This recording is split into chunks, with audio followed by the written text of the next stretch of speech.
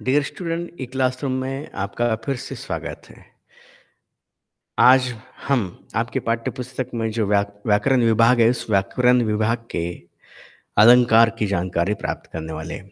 कक्षा 11 में आपने जो अलंकार पढ़ लिए थे, उन्हीं का एक दूसरा हिस्सा आज हम जान रहे हैं। आपने कक्षा 11 में शब्द अलंकार जान लिए थे। अब कक्षा 12वीं के लिए, आपके अध्ययन के लिए अर्थ अलंकार है। परीक्षा में कृति पत्रिका में विभाग 5 में ये अलंकार से संबंधित कृति होती है 2 अंकों के लिए। और आज हम उन्हीं अलंकार को विस्तार से जानने वाले हैं। अर्थ अलंकार। पहले हम ये समझ लेंगे कि अलंकार क्या है, अलंकार का काव्य में किस प्रकार प्रयोग किया जाता है, और उसमें अलंकार में या अलंकार के माध्यम से काव्य में किस प्रकार चमत्कार उत्पन्न किया जाता है, ये पहले समझ लेंगे और फिर आगे की ओर चलेंगे। चलिए, योग भारती के आपके अध्ययन में या योग भारती पाठ्यपुस्तक अध्ययन में अलंकार की जानकारी यहाँ पर है। पहले अलंकार इसकी परिभाषा समझ लेते हैं। जिस प्रकार स्वर्ण आदि के आभूषण से शरीर की शोभा बढ़ती है, उसी प्रकार जिन साधनों से काव्य की सुंदरता में वृद्धि होती है, वह अलंकार होता है। जैसे शरीर की सुंदरता आभूषण से होती है, उसी प्रकार काव्य की सुंदरता अलंकार से होती है। या काव्य के लिए जो साधन कवि इस्तेमाल करता है, उसे अलंकार माना जाता है। फिर कवि शब्द इस्तेमाल करता है, कवि शब्दों के अर्थों का प्रयोग करता है और काव्य में सुंदरता लाने की कोशिश करता है। अब मुख्य रूप से अलंकार के 3 भेद है: शब्द अलंकार, अर्थ अलंकार, उभय अलंकार। शब्द अलंकार आपने कक्षा 11 में जान लिया है। अब अर्थ अलंकार की जानकारी आप अभी जानने वाले हैं। अर्थ अलंकार क्या है या अर्थ अलंकार की परिभाषा क्या है, ये समझ लीजिए। जिस अलंकार में अर्थ के माध्यम से काव्य में चमत्कार उत्पन्न किया जाता है, वह अर्थ अलंकार होता है। मतलब जिन काव्य पंक्तियों में अर्थ के माध्यम से काव्य में सुंदरता या चमत्कार उत्पन्न किया जाता है, काव्य कविता की पंक्तियों को आकर्षक मनमोहक बनाया जाता है, वह अर्थ अलंकार होता है। शब्दों के माध्यम से भी कविता की पंक्तियों को आकर्षक सुंदर प्रस्तुत रूप में किया जाता है। तो यह अर्थ के माध्यम से जो चमत्कार उत्पन्न किया जाता है, उसे अर्थ अलंकार कहते हैं। अब अर्थ अलंकार के जो आपके अध्ययन के लिए प्रकार या भेद रखे गए हैं, वो यहाँ पर 5 है। पहला है रूपक अलंकार, दूसरा उपमा अलंकार, तीसरा उत्प्रेक्षा अलंकार, चौथा अतिशयोक्ति अलंकार और पांचवा दृष्टांत अलंकार। इन 5 अलंकारों को हम आज जान रहे हैं। आपकी कृति पत्रिका में कृति क्रमांक 5 अ में इस पर कृति होती है कि निम्नलिखित पंक्तियों में वृद्धत अलंकार पहचान कर उसका नाम लिखिए। 3 पंक्तियां दी जाती है, 3 में से 2 आपको लिखनी होती है 2 अंकों के लिए। तो इस प्रकार कृति पत्रिका में इस पर कृति होती है। चलिए, अब पहले हम जान लेते हैं उपमा अलंकार। उपमा अलंकार किससे कहते हैं? जहां पर किसी वस्तु की तुलना दूसरी लोकप्रिय वस्तु से की जाती है, वह उपमा अलंकार होता है। अब दूसरी लोकप्रिय वस्तु से किसी वस्तु की तुलना की जाती है, तो किस आधार पर की जाती है? रूप के आधार पर, रंग के आधार पर, धर्म के आधार पर, आकार के आधार पर जब तुलना की जाती है, तो वह उपमा अलंकार होता है। मतलब एक वस्तु की तुलना दूसरी लोक प्रसिद्ध वस्तु के साथ की जाती है। किस आधार पर की जाती है? रूप के आधार पर की जाती है, रंग के आधार पर की जाती है, धर्म के आधार पर की जाती है, आकार के आधार पर भी की जाती है। मतलब ये समानता दोनों में होती है। अर्थात जहाँ उपमेय की तुलना उपमान से की जाए, वह उपमा अलंकार होता है। अब आपको ये उपमेय और उपमान समझ लेना है। उपमेय मतलब क्या? जिस वस्तु की तुलना या काव्य की पंक्ति में जिसका वर्णन किया जा रहा है, उसे उपमेय कहा जाता है। समझो कि किसी व्यक्ति का वर्णन किया जा रहा है, तो वो काव्य की पंक्तियों में वो व्यक्ति उपमेय है। तो जिसका वर्णन किया जा रहा है, उसे उपमेय किया कहा जाता है। उपमान क्या है, ये समझ लीजिए। जिस वस्तु या प्राणी के साथ उपमेय की तुलना की जाती है, उसे उपमान किया कहा जाता है।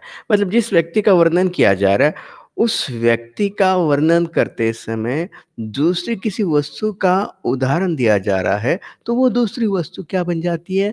उपमान बन जाती है। तो जिस वस्तु या प्राणी के साथ उपमेय की तुलना की जाती है, उसे उपमान कहा जाता है। अब इस उपमा अलंकार में 4 अंग हैं। एक है उपमेय, दूसरा उपमान और तीसरा साधारण धर्म। उपमा अलंकार में साधारण धर्म आता है। तो क्या है ये साधारण धर्म समझ लीजिए। उपमेय और उपमान का परस्पर समान गुण या दोष या विशेषता बताने वाले जो शब्द होते हैं ना, उन शब्दों को साधारण धर्म कहते हैं। जैसे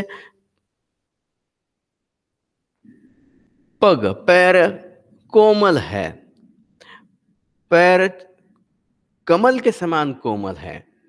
अभी कोमल क्या है? एक साधारण धर्म है। पैर भी कोमल है और कमल भी कोमल है। तो दोनों में जो समानता है कोमल शब्द से पता चलती है, इसलिए कोमल ये साधारण धर्म है। वाचक शब्द, वाचक शब्द किसे कहेंगे? उपमेय या उपमान की समानता बताने वाले शब्द को वाचक शब्द कहते हैं। जिसका वर्णन किया जा रहा है और जिसके साथ तुलना की जा रही है, दोनों को समान बताने वाला जो शब्द कविता में आता है, वो वाचक शब्द कहा जाता है। हम उदाहरण के माध्यम से इसे जानने ही वाले हैं। चलिए अब मैं पहला उदाहरण देता समझाते हैं। आपकी पाठ्य पुस्तक में ये उदाहरण है, ये सारे के सारे उदाहरण उपमा अलंकार के हैं। इन्हें स्मरण में रखा। चरण कमल सम कोमल। अब ये चरण कमल सम कोमल, चरण कमल के समान कोमल है। यहाँ चरण ये शब्द है, ये चरण का वर्णन किया जा रहा है और उसकी तुलना या उसकी बराबरी कमल से की जा रही है या कमल के साथ उसकी तुलना की जा रही है। इसलिए कमल बन जाता है उपमेय। और सम ये जो शब्द है, सम शब्द है वाचक शब्द। और कोमल, कोमल मतलब ये उनकी विशेषता है दोनों की। तो ये समानार्थी शब्द बन गया। आगे देखिए, राधा वदन चंद सो सुंदर, राधा वदन चंद सो सुंदर। अब फिर से हम पीछे चलते हैं। देखिए, साधारण धर्म और वाचक शब्द, उपमेय और उपमान का परस्पर समान गुण या दोष विशेषता बताने वाले शब्दों को साधारण धर्म कहते हैं। अब इन पंक्तियों में देखिए, चरण कमल सम कोमल, कोमल क्या है? साधारण धर्म है और सम है वाचक शब्द। राधा वदन चंद सो सुंदर, राधा का मुख चंद्र के समान है। तो राधा का वर्णन किया जा रहा है, इसलिए राधा उपमेय है। चंद,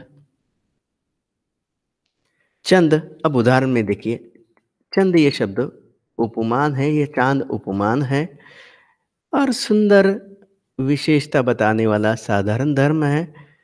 और सो वाचक शब्द है जो आपको दिखाई दे रहा है। चलिए अगला उदाहरण जानते हैं। ऊंची नीची सड़क बुढ़िया के कुबड़ सी, सड़क का वर्णन किया जा रहा है। कैसी है? बुढ़िया के कुबड़ सी है। तो सड़क क्या है? उपमेय। और उसके लिए उपमान दिया गया है बुढ़िया का कुबड़। तो ये भी उपमा अलंकार का उदाहरण है। नंदनवंशी फूल उठी छोटी सी कुटिया। अब कुटिया का वर्णन इस काव्य पंक्ति में किया जा रहा है, इसलिए कुटिया उपमेय है और उपमान नंदनवन है। तो कुटिया का वर्णन करते समय नंदनवन की उपमा दी जा रही है, इसलिए उपमा अलंकार का उदाहरण। मोतियों की लड़ियों से सुंदर झरते झाग भरे निर्झर। अब इन पंक्तियों में वर्णन किया गया है कि निर्झर बह रहा है और ये निर्झर झाग से भरकर बह रहा है, उसमें से झाग निकल रहा है और ये झाग कैसे लग रहा है? मोतियों की लड़ियों की तरह लग रहा है। तो निर्झर का वर्णन करते समय मोती की लड़ियों की उपमा दी गई है। तो निर्झर ये जो शब्द है उपमेय है और मोती की लड़ियाँ उपमान है। सुंदर ये एक साधारण सा धर्म है, साधारण शब्द है। और से वाचक शब्द है।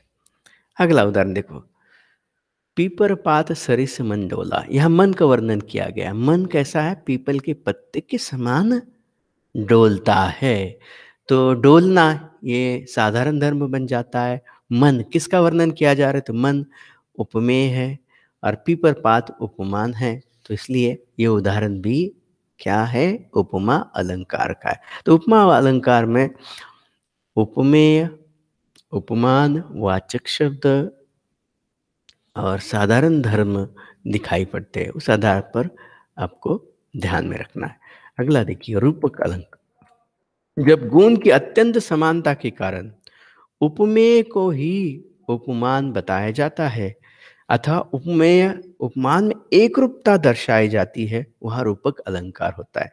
रूपक मतलब बिल्कुल उपमेय और उपमान को एक ही मान लेना और मान लिया जाता है, तब उस काव्य पंक्ति में हम कहेंगे रूपक अलंकार होता है। अर्थात एक वस्तु के साथ दूसरी वस्तु को इस प्रकार रखा जाता है कि दोनों अभिन्न मालूम हो, दोनों में अंतर दिखाई न दे।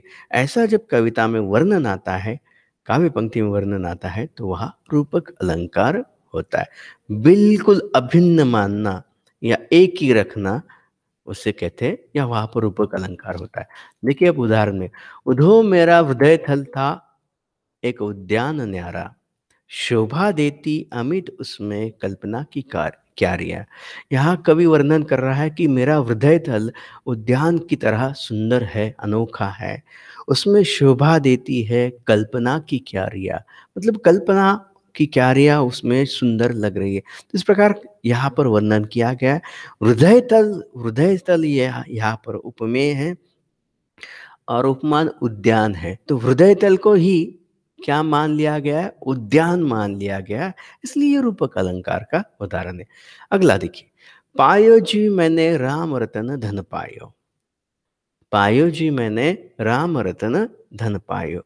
अब राम रूपी धन पाया गया है, मतलब राम को ही धन के रूप में रखा गया है, इसलिए ये रूपक अलंकार का उदाहरण है। अगला, चरण सरोज पखारन लागा। अब यहाँ चरण ये जो शब्द है उपमेय है और ये किसके समान है? सरोज मतलब कमल के समान। चरण सरोज, चरण कमल पखारन लगा, चरण कमल धोने लगा, ऐसा इस पंक्ति का अर्थ है। तो चरण क्या है? कमल है, ऐसा रूप माना गया है या उसे समझा गया है, इसलिए रूपक अलंकार का उदाहरण है। मतलब इसमें उपमेय और उपमान में अभिन्नता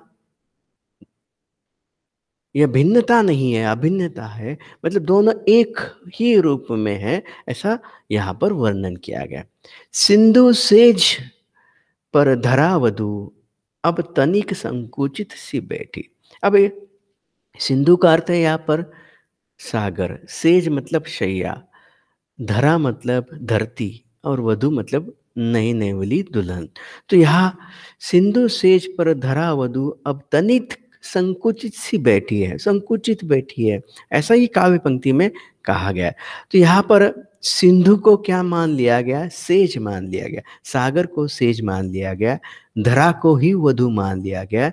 मतलब सिंधु और धरा ये क्या है? उपमेय है और सेज और वधु उपमान है। लेकिन उपमान को ही उपमेय में मान लिया जा रहा है, दोनों को अभिन्न रखा गया है, इसलिए ये रूपक अलंकार का उदाहरण है।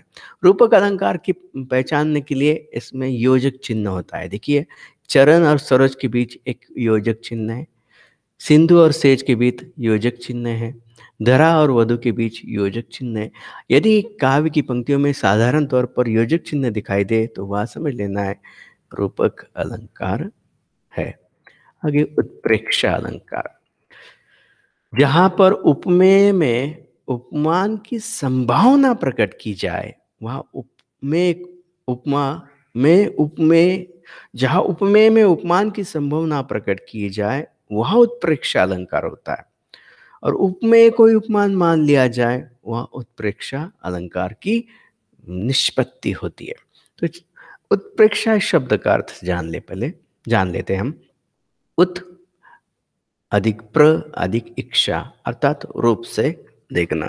अब जिस काव्य पंक्ति में उपमेय की उपमान के साथ तुलना करते समय संभावना प्रकट की जाती है, मान लिया जाता है, तब उत्प्रेक्षा अलंकार होता है।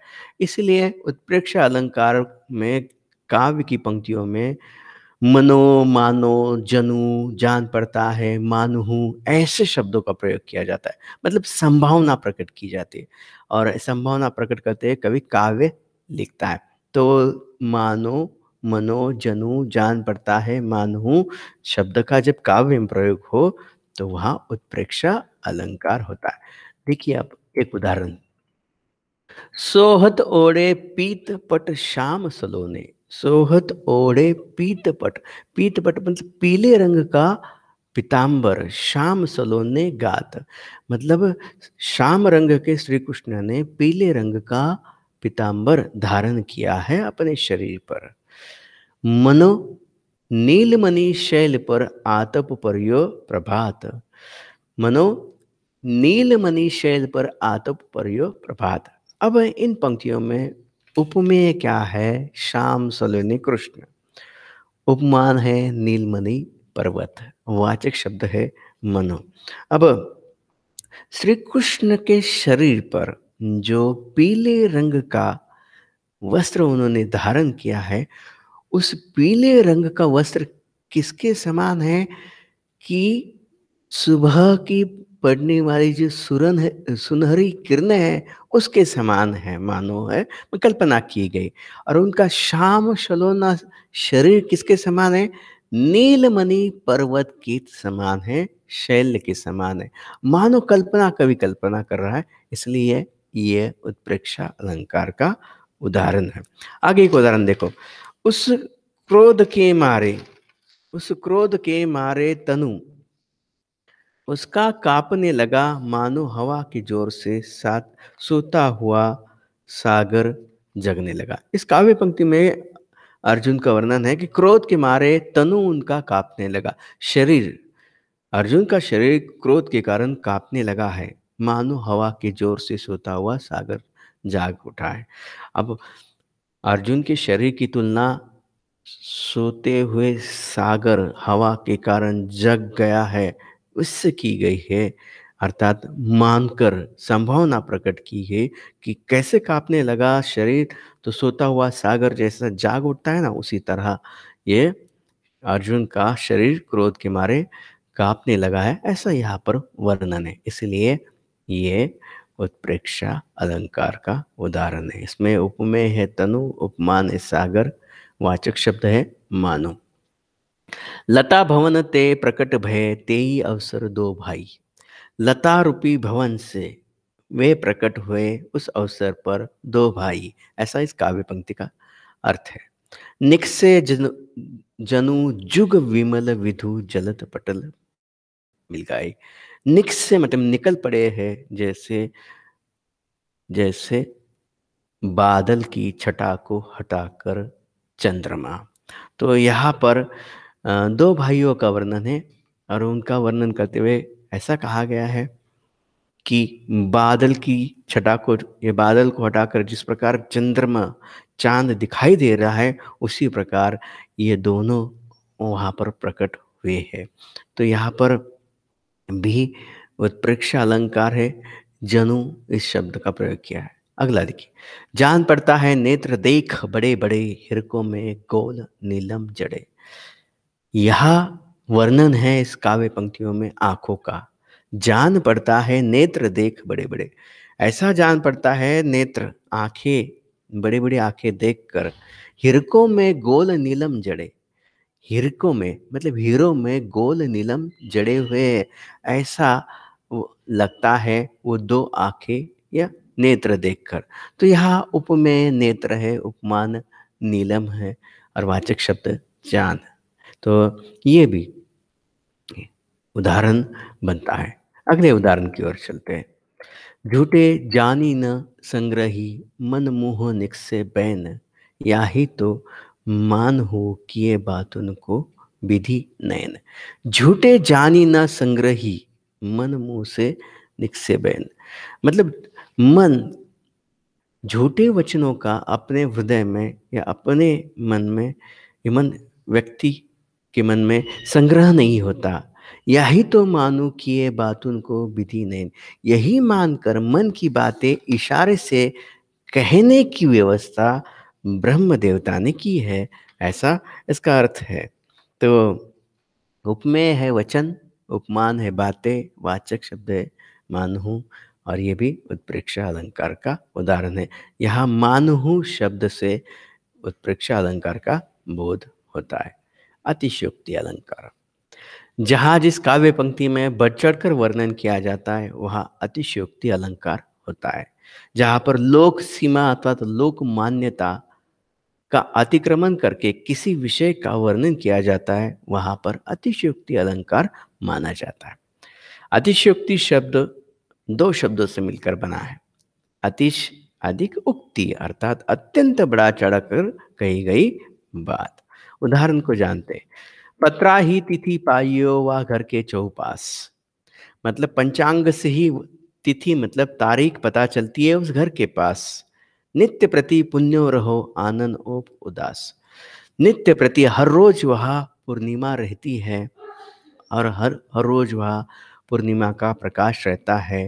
मतलब नायिका के घर के आसपास जो लोग रहते हैं उन्हें कौन सी तिथि है पता लगवाने के लिए पंचांग का सहारा लिया जाता है। इस प्रकार नायिका के मुख से तेज और प्रकाश उत्पन्न होता है और उस प्रकाश से चारों ओर उजाला फैल जाता है। तो एक नायिका, एक सुंदर स्त्री का वर्णन इस काव्य में किया गया कि उसके चेहरे की चमक इतनी है कि उस चमक से सारा आसपास का वातावरण ही प्रकाशमय हो जाता है, वह अंधेरा कभी भी नहीं रहता। ऐसा अतिशयोक्तिपूर्ण वर्णन किया गया है, इसलिए अतिशयोक्ति का उदाहरण बनता है। किसी व्यक्ति के मुख से इतना तेज निकल सकता है क्या कि सारी सृष्टि प्रकाशमान हो या आसपास का वातावरण प्रकाशमान हो? नहीं, तो ये अतिशयोक्ति है। हनुमंत की पूंछ में लग न पाई आग, लंका सगरी जल गई, गए निशाचर बाग। यहाँ पर इस काव्य पंक्तियों में वर्णन किया है कि हनुमान की पूंछ को आग ही लगी नहीं थी कि सारी लंका जल गई। मतलब आग लगने से पहले ही सारी लंका जल गई, ऐसा कवि ने वर्णन किया है। जब आग लगेगी तभी तो लंका जलेगी, लेकिन यहाँ अतिशयोक्तिपूर्ण वर्णन है, इसलिए अतिशयोक्ति का उदाहरण है। पड़ी अचानक नदी पार, घोड़ा उतरे कैसे पार, राणा ने सोचा इस पार, तब तक चेतक था उस पार। अब पड़ी अचानक नदी पार, सामने अचानक नदी है, घोड़ा कैसे उतरे, ऐसी समस्या है। राणा ने ये सोचा इस पार, नदी की इस पार राणा ये सोच रहे थे कि इसे हम पार कैसे करें। उससे पहले ही चेतक उसे पार कर गया था, ऐसा वर्णन यहाँ पर कवि ने किया। मतलब राणा के सोचने से पहले उसका घोड़ा नदी के उस पार चला गया था, ऐसा अतिशयोक्तिपूर्ण वर्णन यहाँ पर है, इसलिए यह अतिशयोक्ति अलंकार का उदाहरण बनता है। दृष्टांत अलंकार, दृष्टांत का अर्थ है उदाहरण। किसी बात की सत्यता प्रमाणित करने के लिए, कोई बात बताने के लिए, सत्य बात बताने के लिए कोई किसी दूसरी बात कही जाती है, तब दृष्टांत अलंकार होता है। जिससे पूर्व कथन की प्रामाणिकता सिद्ध हो जाए, वह दृष्टांत अलंकार का प्रयोग होता है। उदाहरण देखिए। करत करत अभ्यास के जड़मति हो तो सुजान, रस्सी रसरी आवत जावत है, सील पर पड़त है निशान। अब इसमें एक बात कही गई है और इसी एक बात को समझाने के लिए दूसरी बात का सहारा लिया गया। करत करत अभ्यास के जड़मति हो तो सुजान, पर मतलब निरंतर अभ्यास करने से जड़ बुद्धि व्यक्ति भी ज्ञानी बन जाता है। अब ये जो बात है, इस बात को समझाने के लिए नीचे की पंक्ति में उदाहरण दिया। जिस प्रकार रस्सी पत्थर पर घिसकर निशान बना लेती है, उसी प्रकार हर रोज पढ़ने वाला मूर्ख या साधारण सा व्यक्ति भी ज्ञानी बन जाता है। इस प्रकार ये उदाहरण के माध्यम से समझाया गया। सबय सहायक सबल के, कोई न निबल सहाय। सब ताकतवान लोगों के ही सहायता करते हैं, कोई भी निर्बल व्यक्ति की सहायता नहीं करता, ऐसी पहली पंक्ति का अर्थ है। अब इस पंक्ति के बात को समझाने के लिए नीचे का उदाहरण दिया गया। पवन जगावत आग ही, दीप ही देत बुझाए। पहली पंक्ति को समझाने के लिए दूसरे पंक्ति में उदाहरण दिया, जिस प्रकार हवा आग को जगाती है और आग को और फैला देती है, परंतु वही हवा छोटे से दीपक को बुझा देती है। दीपक क्या है? निर्बल है, हवा ताकतवर है। तो ऊपर वाली बात समझाने के लिए नीचे की पंक्ति का उदाहरण दिया गया है, इसलिए दृष्टांत अलंकार है।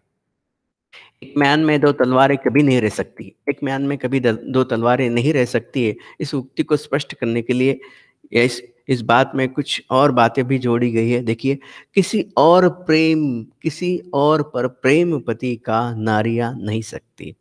अब नारियाँ किसी पर स्त्री का अपने पति पर प्रेम सह नहीं सकती, ये बात स्पष्ट करने के लिए उदाहरण दिया गया है कि जिस प्रकार एक म्यान में 2 तलवारें नहीं रह सकती, उसी प्रकार कोई भी पत्नी अपने पति के साथ किसी और स्त्री को नहीं देख सकती थी। यहाँ पर ये बात उदाहरण के माध्यम से समझाएगी।